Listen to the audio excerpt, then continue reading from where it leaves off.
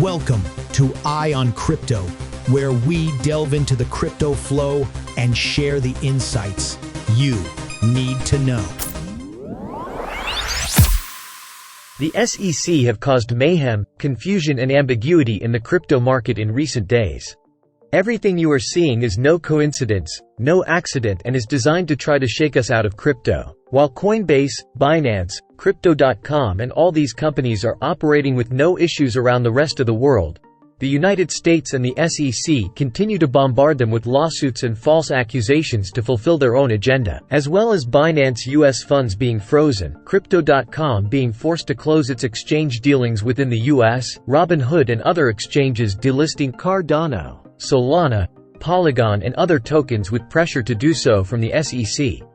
In fact, these tokens have not been deemed securities at all, and the SEC and in particular Gary Gensler are simply bullying these other companies into submission using underhand tactics. They have not litigated any of these tokens. What they are doing is throwing these token names into the various lawsuits with Binance and Coinbase in an attempt to deliberately crash the market for their own agenda. SEC Chair Gary Gensler has been accused of market manipulation and actually shorting the market as he continues to attempt the takedown himself. One thing which has been noticed amongst all this news is that the token XRP has not been mentioned amongst the list thrown out to Binance. Could this be a sign that the SEC knows they are not going to win the Ripple lawsuit? It would certainly seem that way. MetaLawman, a lawyer on Twitter, recently made the following post, which summarized the SEC's actions and wrongdoing perfectly. On June 8 he tweeted, "The stakes just keep getting higher for the ruling in SEC versus Ripple. Here's why. If Judge Torres rules that XRP tokens trading on secondary markets are not securities, it would undermine the entire basis for the SEC's case against Coinbase and much of the Binance case. In the Coinbase case, the SEC claims that 13 tokens traded on Coinbase are securities. So Coinbase is illegally operating an unregistered securities exchange, broker-dealer and clearing broker. But, if those 13 tokens are judged not to be securities, the SEC has no case.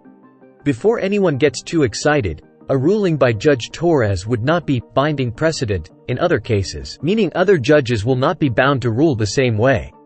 Only decisions of the courts of appeals and the Supreme Court are binding on lower court judges. But, here's what's interesting. The judge, Reardon, assigned to the Coinbase case is brand new, only been a judge for 6 months. Judge Reardon works in the same court in Lower Manhattan with Judge Torres. So, while a Torres decision on XRP would not be a binding precedent, I do believe Judge Reardon will pay very close attention to Judge Torres' legal reasoning in ruling whether XRP is a security. And I believe Judge Reardon would follow that same reasoning as she analyzes whether the 13 tokens cited in the Coinbase complaint are securities. This dynamic, of course, works both ways. If Judge Torres rules that XRP tokens traded on secondary markets are securities, the SEC will jump for joy and argue that the judges presiding over the Coinbase and Binance cases should follow Judge Torres' reasoning. A few caveats are in order. The Binance case is not quite as simple because, unlike Coinbase, it did issue its own token, BNB. So, Binance will be hoping Judge Torres rules that Ripple's own issuance and sales of XRP do not qualify as securities offerings. And, more caveats. With respect to Coinbase, the SEC could still argue that staking as a service qualifies as a securities offering, even if Judge Reardon rules that the 13 listed tokens are not securities. But the rest of the SEC's case would be gutted. Final caveat. Judges within the same court do disagree with one another occasionally. But I believe Judge Reardon, with only 6 months on the job, is not likely to disagree with the legal reasoning of her experienced fellow judge in such an enormously consequential case. Bottom line. Whichever way these early court rulings go, we should expect to see years of appeals. In the meantime, even more people in crypto have good reason to root for a big Ripple win. So, it looks like the XRP army is finally getting some reinforcements. A win for Ripple is by no way guaranteed at this point, but it does seem likely. Of course, if Ripple do win outright, then the SEC could appeal that and appeals could drag the whole thing on further for years to come. Which is why we made a previous video on why a settlement rather than a win would actually be better for the crypto industry. However, a win right now would really help Coinbase with their case against the SEC. But we have to realize all of this could have a deliberate and biased outcome pre-designed to take crypto down as much as possible. However, despite the United States' best attempts, they cannot take down crypto. This from CoinGraph News tweet. Hong Kong legislator invites Coinbase to establish crypto operations. Hong Kong Legislative Council member, Johnny Ng, has officially extended an invitation to Coinbase, one of the world's largest and most popular cryptocurrency exchanges, to establish its cryptocurrency operations in Hong Kong, including possible stock listing plans. This move comes after the U.S. Securities and Exchange Commission, SEC, launched subsequent lawsuits against various crypto-based companies, including Coinbase and Binance. Hong Kong has always been known for its progressive approach towards the world of cryptocurrencies, actively regulating the industry and actively developing regulations and compliance measures that boost the crypto industry's growth within the region. In 2023, the city's financial secretary, Paul Chan, had publicly announced their willingness to commit to building a robust and progressive crypto and fintech ecosystem. This is confirmed by Samsung's announcement in January that it is launching a Bitcoin futures active ETF in the region, and Chinese officials were providing strategic approval to Hong Kong's pro-crypto initiatives. The Hong Kong government's pro-crypto stance has received extensive attention from global technology giants within the industry.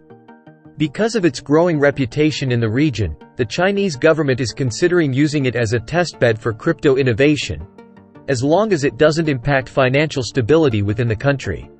Most recently, the Hong Kong Monetary Authority announced its plans to lay the foundation for implementing a retail central bank digital currency, CBDC, in the region. The move aims to explore the potential benefits of CBDCs as a payment method for day-to-day transactions and streamline the process of customers onboarding crypto exchanges. It remains unclear if Coinbase will accept the invitation, given that the company hasn't yet responded to the proposal officially.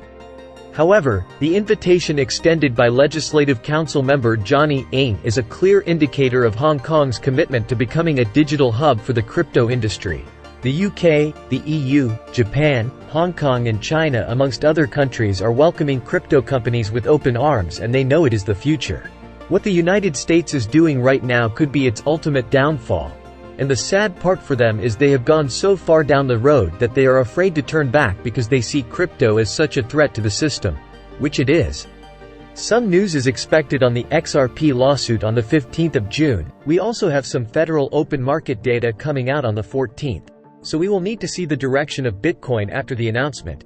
But ultimately, if the USA continues on its path of destruction, the next bull market is still going to happen. It's just that it will be fueled by the East and less by the West. But in the meantime, the CPI data releases and the outcome of the FOMC meetings will continue to impact the price of Bitcoin, particularly if the figures deviate from what is expected.